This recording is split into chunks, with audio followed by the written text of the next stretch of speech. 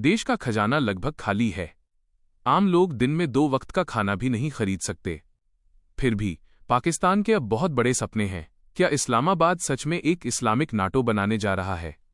भारत का पड़ोसी सऊदी अरब और तुर्की के साथ कौन सा नया मिलिट्री समीकरण बना रहा है? जब उसके अपने देश की अर्थव्यवस्था ताश के पत्तों की तरह ढह रही है, तो क्या परमाणु हथियारों की धमकी देकर इस गठबंधन को सफल बनाना भी संभव है? आज हम पाकिस्तान, सऊदी अरब और तुर्की के इस संभावित शक्तिशाली सैन्य गठबंधन के पीछे के असली रहस्य का विश्लेषण करेंगे। कहानी पिछले साल 17 सितंबर को शुरू हुई। पाकिस्तानी प्रधानमंत्री शहबाज शरीफ ने सऊदी अरब के साथ एक रणनीतिक आपसी सैन्य समझौता किया। इसके तुरंत बाद पाकिस्तान के रक्षा मंत्री ख्वाजा आसिफ ने एक विस्फोटक बयान दिया। उन्होंने रियाद को परमाणु सुरक्षा का आश्वासन दिया। विशेषज्ञों का कहना है कि पाकिस्तान असल में सऊदी अरब से लिए गए $2 बिलियन के कर्ज के बोझ से बचने की कोशिश कर रहा है, और उस कर्ज के बदले में वे अपनी परमाणु क्षमता बेचना चाहते हैं।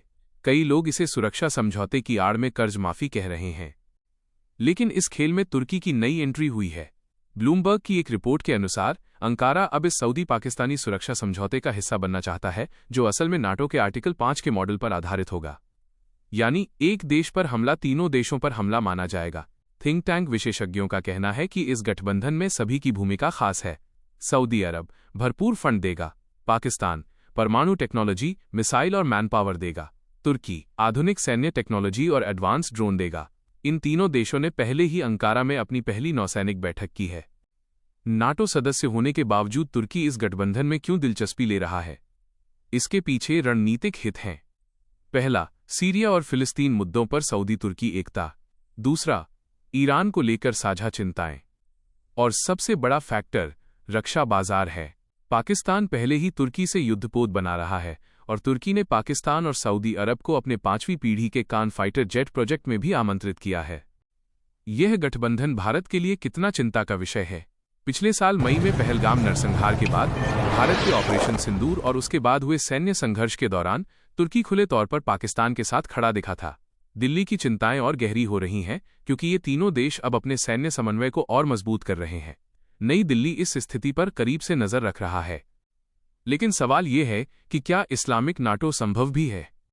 विशेषज्ञ इसके रास्ते में 4 बड़ी रुकावटें देखते हैं। 1. अत्यधिक गरीबी। 57 OIC सदस्य देशों की प्रति व्यक्ति आय वैश्विक औसत का 5वां हिस्सा है। खाली पेट युद्ध लड़ना असंभव है। 2. शिया सुन्नी संघर्ष।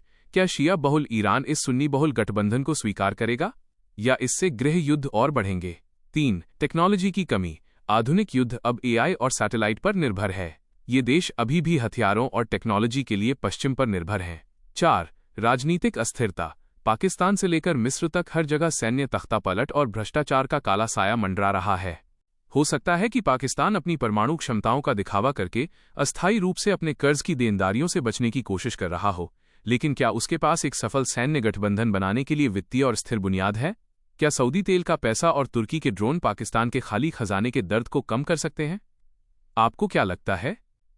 हमें कमेंट सेक्शन में बताएं। अगर आपको वीडियो पसंद आया तो कृपया इसे लाइक करें, और ऐसे और जियोपॉलिटिकल विश्लेषण देखने के लिए चैनल को सब्सक्राइब करें। अगले वीडियो में मिलते हैं। धन्यवाद।